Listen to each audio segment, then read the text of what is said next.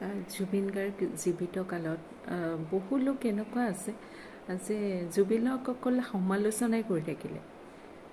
জুবিনে আচলতে জীয়াই থাকোঁতে নিজেই কৈছিলে, বহুত সাক্ষাৎকাৰত তেওঁৰ দেখিছোঁ যে মই জীয়াই থাকোঁতে মোৰ গানবোৰ মানুহবোৰে এনেই শুনি আছে, একো বুজি নাপায়, কিন্তু মোৰ মৃত্যুৰ পিছত তেতিয়া সকলোৱে বুজিব যে মই কি আছিলোঁ।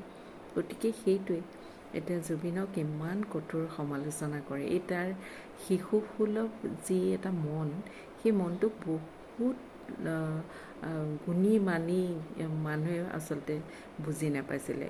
শিশুৰ নিচিনা এটা ল'ৰাৰ কথা অকল কটু সমালোচনাই কৰে। গতিকে সেইসকল ডাঙৰ ডাঙৰ বুদ্ধিজীৱীসকলেও যদি আজি জুবিন ক'লৈ গৈছে, জুবিন কেনেকৈ আছে, এয়া যদি অকণমান খবৰ ৰাখিলেহেঁতেন তেতিয়াও চাগে বহুত ভাল হ'লহেঁতেন, নহয়নে বাৰু?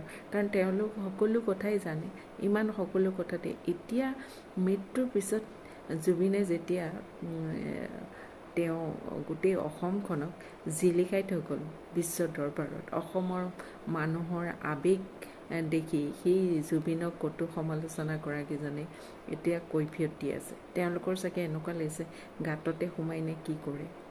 গতিকে এতিয়া অসমৰ মানুহে সেইবিলাক মানি নল'ব নহয়, যিবোৰ আগতে কৈ থৈছে।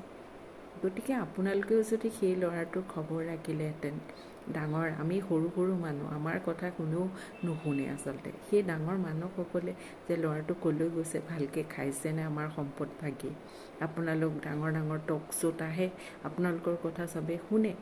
গতিকে আপোনালোকেও যদি তাৰ খবৰ ৰাখিলেহেঁতেন, সি ক'লৈ গৈছে, কি নকৰিছে, গতিকে তেতিয়া হয়তো জুবিন আমাৰ মাজত কায়িকভাৱে আজি আমাৰ লগত থাকিলেহেঁতেন।